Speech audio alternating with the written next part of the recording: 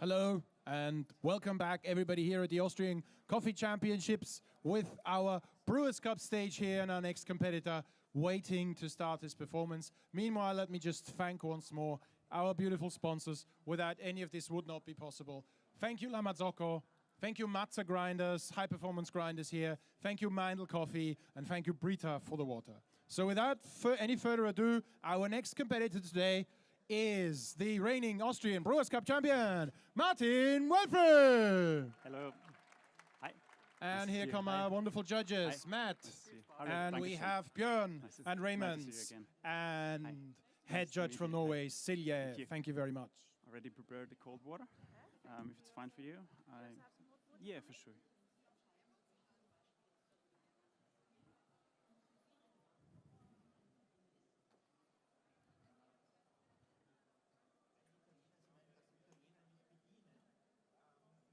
It's fine.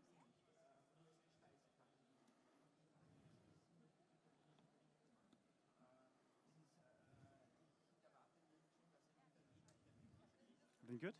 Okay. So, everything comfortable? Everything good? Yeah? Can you hear me? Sound is fine? Okay.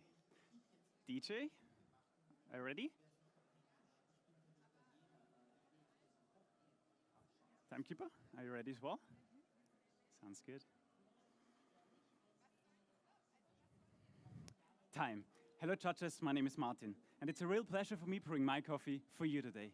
For me, a barista is the one who brings the story of the coffee to life, so guests can experience the taste in its fullest form.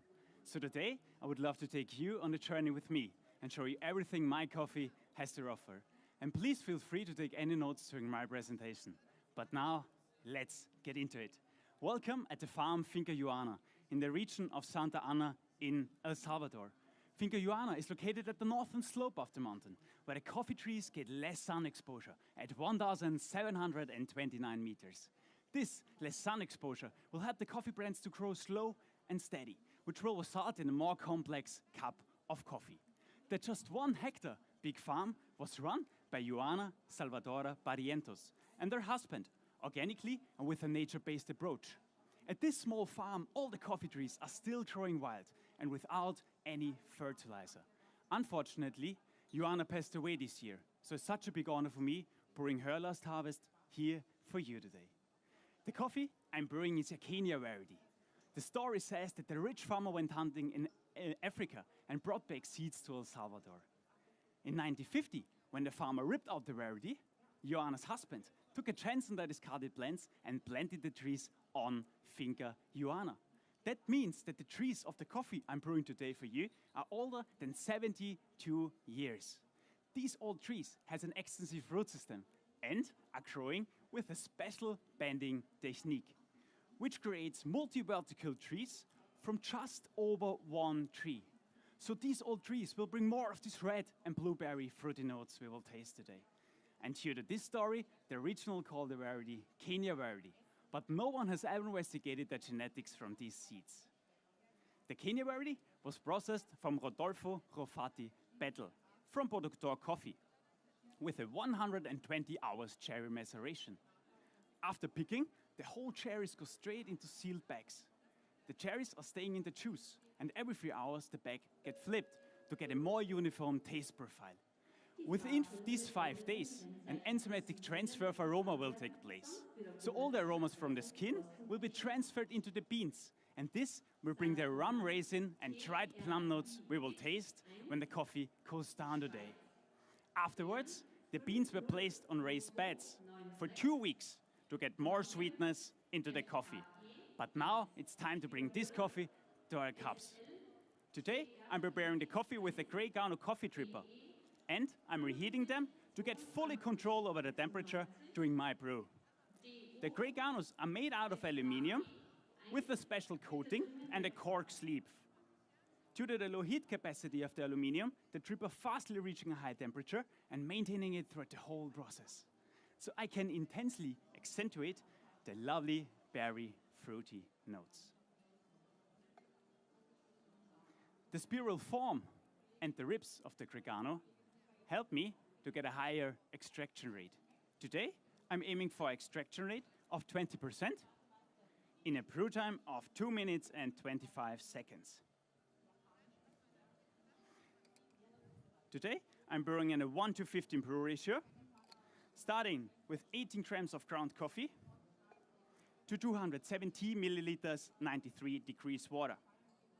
I'm using this brew ratio to promote the berry fruity notes from the natural process.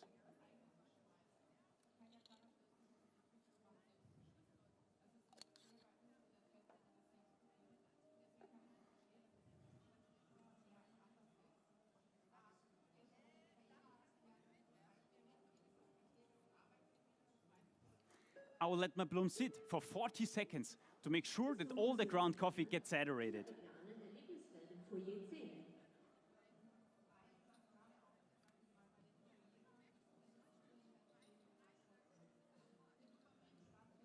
Afterwards, I'm dividing my pour into 3 stages with pulses between 50 and 100 milliliter to get a more complex body and lovely acidity.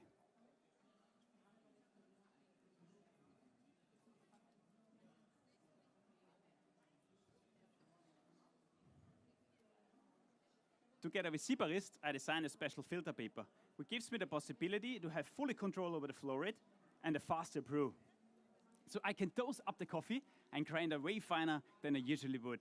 And this will bring a more vibrant and juicier cup of coffee. The water I'm using is aqua cold water with 95 ppm. I'm using this water to get a more balanced and clearer cup of coffee. I roasted this coffee on a 100-gram röst sampling roaster for 5 minutes and 45 seconds with a development time of 30.3%, 8 days ago. This roast profile helps you to get a good balance between all these lovely fruity notes we will get today. I will brew my last step with a temperature of 88 degrees and a faster central pour to get a well-structured aftertaste and to promote the lovely acidity. I ask you now to please write down the taste profile we will find in our cups today, starting with the aroma. The aroma is really beautiful. We see these macerated strawberries, ripe gooseberries, and raspberry.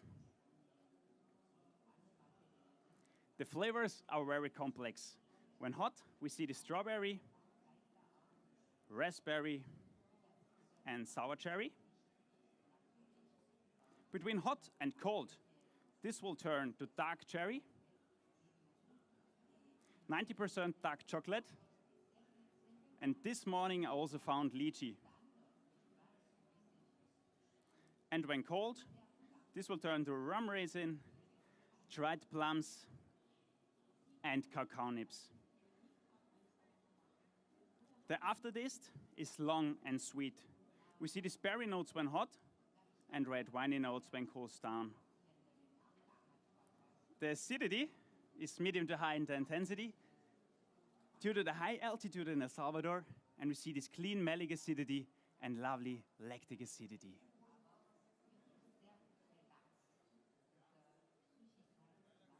Coffee is a gift for all our senses, and when it comes to a perfect coffee experience, all our senses get stimulated at once.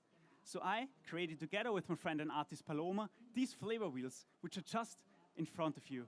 We chose the complexity of the Kenya variety in colors. I would invite you to please take it afterwards backstage with you and have a look before you're evaluating each category.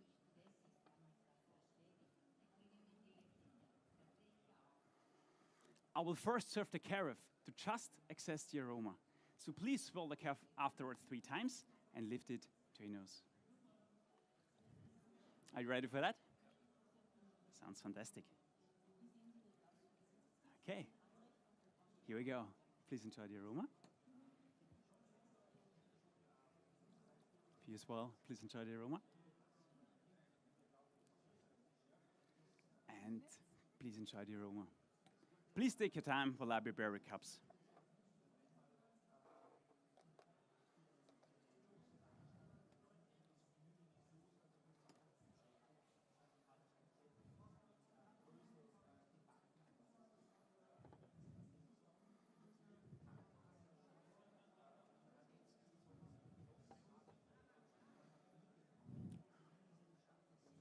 Moving on, the body of this coffee is again very complex.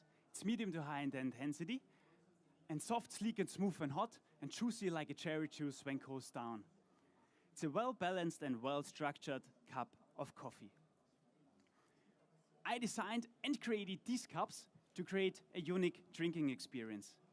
So these cups would change the flow velocity of our coffee and influence the point of impact on our tongue.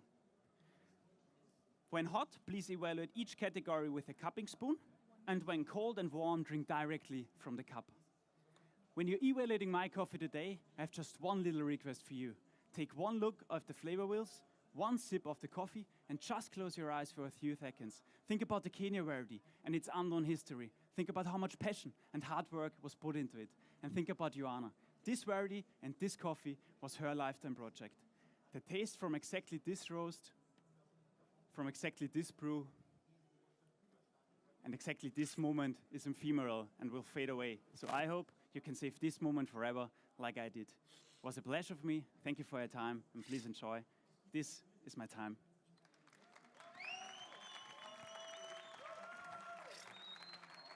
Thank you very much, Martin. And please step over here for a few quick words. Once again, everybody's getting faster, everybody's getting better, everybody's more comfortable brewing. It's kind of like a coffee lover's hotel kind of California. You can brew anytime you like, but you can never leave. So how was it for you? Yeah, fantastic. I mean, in front of the crowd, and a lot of friends are here, and a lot of people are watching at home already. They texted me in the morning, so it's great to be here again and have the opportunity to brew one last time, this coffee, yeah. We have seen these beautiful patches you use, those color patches made by Paloma, who may or may not be in the audience. Oh yeah, there she is. So the science behind this is, of course, to tell the viewers that the brain links certain colors to flavors and aroma experiences. Yeah. In this case, I believe red is sweetness? Yeah, for sure. So it's a different mix. It's getting from hot to cold, from the outside to the inside. Mm-hmm. That's the idea behind. And I think if you're seeing colors, and Bocky was telling a nice story, I don't know, he's the next one, I think, about flavors and colors, and I think there's a good match, yeah. That's great. I also heard that you can hear colors, but I think that was an LSD trip. So anyway, the judges are ready. Thank you very much. Thank you. Danke. Thank you, Matt. Thank you. Thank you. Thank you very much. Thank you very much, Martin. Thank you. Well, we will see you at the winners announcement. There's not another round, don't worry.